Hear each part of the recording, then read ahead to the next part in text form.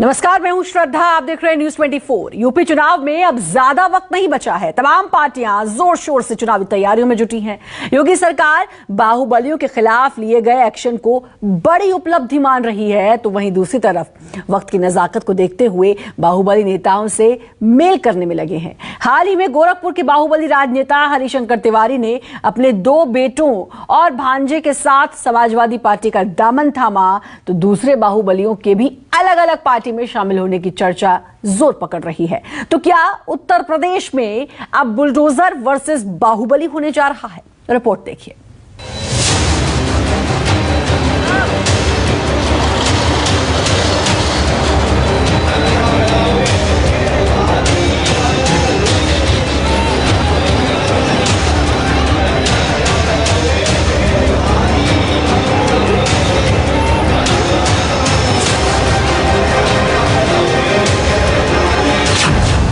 योगी के बुलडोजर का सियासी असर।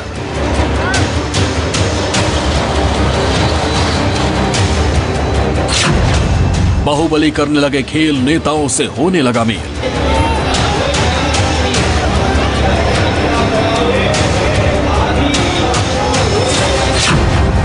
पूर्वांचल में कौन किसके साथ, बाहुबलियों से किसकी बात।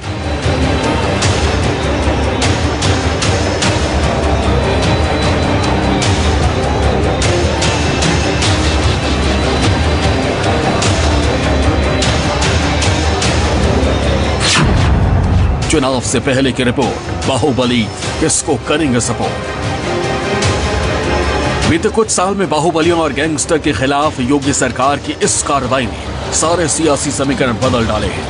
राजनीति में जिन बाहुबलियों की तूती बोलती थी, यूपी की सियासत में जिनकी धमक हुआ करती थी, अब वो नए सिरे से नेताओं से मेल मिलाप कर अपनी जमीन तैयार करने में जुटे हैं। और इसकी ताजा तस्वीर बीते रविवार सामने आई।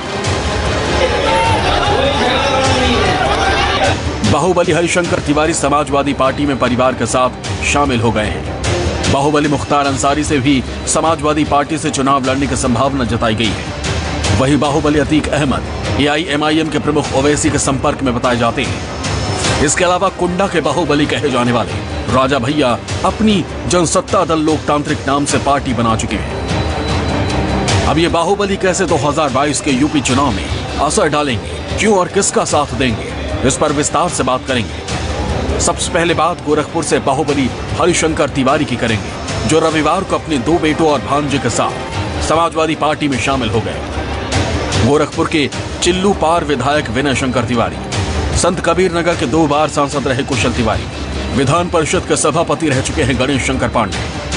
हरिशंकर तिवारी के दोनों बेटे और भांजे गणेश शंकर पांडे पिछले 1.5 दशक से BSP में थे, लेकिन पार्टी विरोधी गतिविधियों के चलते मायावती ने इन्हें निष्कासित कर दिया। इसी के बाद से तिवारी परिवार सियासी पार्टी तलाश रहा था। इस मौके को अखिलेश ने जाया नहीं होने दिया। और आज हमें खुशी इस बात की कि इतना बड़ा परिवार जब हमारे साथ जुड़ गया है और इनके सहयोगी साथी सब बड़ी संख्या में आए हैं, जो आने वाले चुनाव में जिनका हमें सामना करना था, आज जब ये परिवार जुड़ गया, साथ ही में विनय शंकर तिवारी जी जो विधायक हैं वो भी साथ आ गए हैं, तो अब मुकाबले में समाजवादी पार्टी का अब कोई मुकाबला नहीं कर सकता। पूर्व कैबिनेट मंत्री और बाहुबली हरिशंकर तिवारी को पूर्वांचल के ब्राह्मण समाज में अच्छी पैठ मानी जाती है। पूर्वांचल में एक वक्त हरिशंकर तिवारी को ब्राह्मण चेहरे के तौर पर देखा जाता था। यही वजह है कि सरकारें किसी भी दल की बनती थी, हरिशंकर तिवारी का मंत्री बनना तय होता था। चूंकि पूर्वांचल में ब्राह्मण करीब 10% है, लिहाजा अखिलेश यादव इस बाहुबली फैमिली के जरिए यूपी की इन 41 विधानसभा सीटों पर करिश्मे की उम्मीद पाले हुए हैं। माना जा रहा है कि समाजवादी पार्टी अपनी रैलियों में ब्राह्मण चेहरे के तौर पर विनय शंकर तिवारी और गणेश शंकर पांडे को मंच पर लेकर आएगी। शंकर तिवारी की और उनके पूरे परिवार का सपा में शामिल होना अखिलेश यादव को जरूर फायदा करेगा, क्योंकि एक जगह है और एक वर्ग है जिसमें उनका अच्छा खासा प्रभाव है। एक लंबे समय से ब्राह्मणों के नेता माने जाते रहे पिछले 30-35 सालों से, और गोरखपुर और उसके आसपास के इलाकों में अच्छा वर्चस्व है उनका, तो ऐसा प्रतीत होता है कि फायदा होगा अखिलेश यादव। एक तरफ यूपी की योगी सरकार माफिया मुख्तार अंसारी और उसके गैंग पर कड़ी कार्रवाई करने में व्यस्त है। तो अब खबर आ रही है कि मुख्तार अंसारी समाजवादी पार्टी के टिकट पर यूपी विधानसभा चुनाव लड़ने की तैयारी में है। ऐसा मुख्तार अंसारी के बड़े भाई सिगवतुल्लाह अंसारी का कहना है। उनका कहना है कि मुख्तार एसपी के टिकट पर चुनाव लड़ेंगे, लेकिन सीट कौन सी होगी ये वक्त बताएगा। मुख्तार अंसारी को समाजवादी पार्टी से मेल करना पड़ रहा है क्योंकि योगी सरकार इस बाहुबली के खिलाफ एक्शन ले रही है। मुख्तार की 125 करोड़ की सालाना कमाई पर शिकंजा कसा है। मुख्तार के 150 करीबियों पर गैंगस्टर एक्ट लगाया गया है। जून 2019 से अब तक मुख्तार गिरोह के 200 लोगों को गिरफ्तार किया गया। मुख्तार अंसारी से जुड़े 168 लोगों के आर्म्स लाइसेंस रद्द किए गए हैं। मुख्तार के कुल 365 करोड़ की संपत्ति को जब्त किया गया है।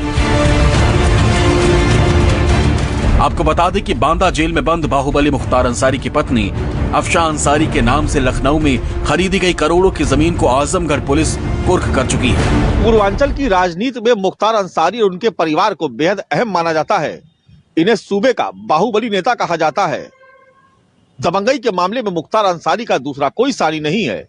मुख्तार अंसारी मऊ विधानसभा सीट से 5 बार विधायक का चुनाव भी जीत चुके हैं। साल 2010 में मुख्तार अंसारी को आपराधिक गतिविधियों में शामिल होने की वजह से बहुजन समाज पार्टी ने पार्टी से निष्कासित भी कर दिया था, लेकिन फिर बाद में इन्हें पार्टी में शामिल कर लिया गया और अब मुख्तार अंसारी के समाजवादी पार्टी के टिकट पर चुनाव लड़ने की चर्चा जोर पकड़ रही है।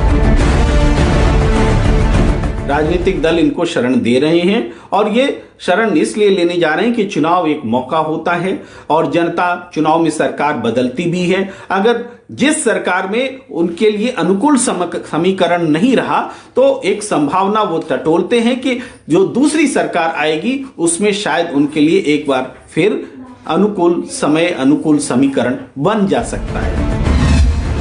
बाहुबली अतीक अहमद का किसको सपोर्ट? बाहुबली अतीक अहमद पर भी योगी सरकार ने एक्शन लिया है। इसी सोमवार को अतीक और उनकी पत्नी के नाम 8 करोड़ से ज्यादा की संपत्ति प्रवर्तन निदेशालय ने जब्त की। इनमें 11 खातों में जमा करीब 1.25 करोड़ रुपए भी शामिल हैं। अप्रैल 2021 में अतीक अहमद के खिलाफ मनी लॉन्ड्रिंग का केस दर्ज किया गया था। अतीक गैंग के 60 सदस्यों के आर्म्स लाइसेंस रद्द किए गए। इनमें 21 केस दर्ज कर 9 को जेल भेजा गया। बाहुबलियों पर कार्रवाई को एक अचीवमेंट बताकर सरकार जरूर पेश कर रही है और इस वजह से यह सवाल उठाया जा रहा है कि बाहुबलियों में खौफ है और वो राजनीतिक रूप से शरण लेते दिख रहे हैं। लेकिन सच यह है कि बाहुबली राजनीति का हिस्सा रहे हैं। कोई भी पार्टी इससे अछूती नहीं रही है। किसी राजनीतिक दल को किसी जाति धर्म या क्षेत्र का बाहुबली सूट करता है तो किसी पार्टी को कोई और। कहा जा रहा है कि बाहुबली नेता अतीक अहमद असदुद्दीन ओवैसी के संपर्क में है। ऐसा माना जा रहा है कि अतीक अहमद इस बार अपनी पत्नी को चुनाव लड़वा सकते हैं क्योंकि खुद अतीक अहमद कई मामलों में जेल में बंद है। लेकिन अतीक अहमद की राजनीति में मजबूत पकड़ रही है। हालांकि इस बार अतीक अहमद के ओवैसी के संपर्क में होने की बात कही जा रही है। इससे इतना साफ है कि योगी सरकार के बाहुबली के अवैध तरीके से जुटाई की संपत्ति पर चलाए गए बुलडोजर का सियासी असर दिखाई देने लगा है। हर इलेक्शन में नए समीकरण बनकर उभरते हैं और ये जो बाहुबली हैं अपने अपने क्षेत्रों में इनका प्रभाव होता है। तो हर बार जब इलेक्शन आता है तो चूंकि इन्हें सदन में पहुंचना होता है या किसी राजनीतिक दल से जुड़े रहना होता है, तो जब इलेक्शन आता है तो कहीं ना कहीं ये अपना एक ठिकाना तलाशे रहते हैं कि हम कहां से चले जाएं, यहां बन रही नहीं, मतलब अपने समीकरण ही देखते हैं। पार्टियों के बजाय ये अपने समीकरण सिद्ध करने की कोशिश में होते हैं। बाहुबली राजा भैया चुनाव में किधर? उत्तर प्रदेश के राजनीति के राजा भैया यानी भद्री नरेश रघुराज प्रताप सिंह, शख्सियत ऐसी जिस पर फिल्में भी बन सकती हैं। खैर, उत्तर प्रदेश में चुनाव हो और राजा भैया की चर्चा ना हो, पिछले 25 से 30 सालों में ऐसा हुआ तो कभी नहीं है। नाम फिर चर्चा में। राजा भैया की पार्टी जनसत्ता दल लोकतांत्रिक को चुनाव आयोग ने चुनाव चिन्ह जारी कर दिया है। राजा भैया की पार्टी जनसत्ता दल लोकतांत्रिक को चुनाव आयोग ने चुनाव चिन्ह आरी दिया है। अब ऐसे में सवाल यह है कि राजा भैया की आरी यूपी विधानसभा चुनाव में कितना चल सकती है।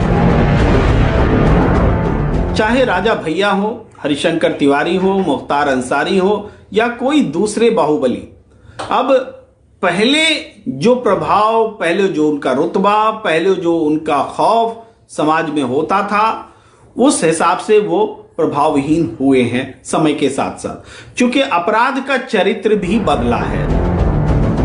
राजा भैया भले ही अब तक निर्दलीय विधायक बनते रहे हों, लेकिन एक सच ये भी है कि समाजवादी पार्टी और भाजपा दोनों से उनकी खासी नजदीकियां भी रही हैं। वो दोनों पार्टी की सरकार में मंत्री भी रह चुके हैं, लेकिन इस बार उन्होंने खुद की पार्टी बना ली है। ऐसे में बाहुबलियों का किसी पार्टी के सपोर्ट में जाना या फिर खुद की पार्टी बनाकर चुनावी मैदान में उतरना 2022 चुनाव में क्या और कितना कुछ बदलेगा, ये वक्त बताएगा। Bureau report, news 24।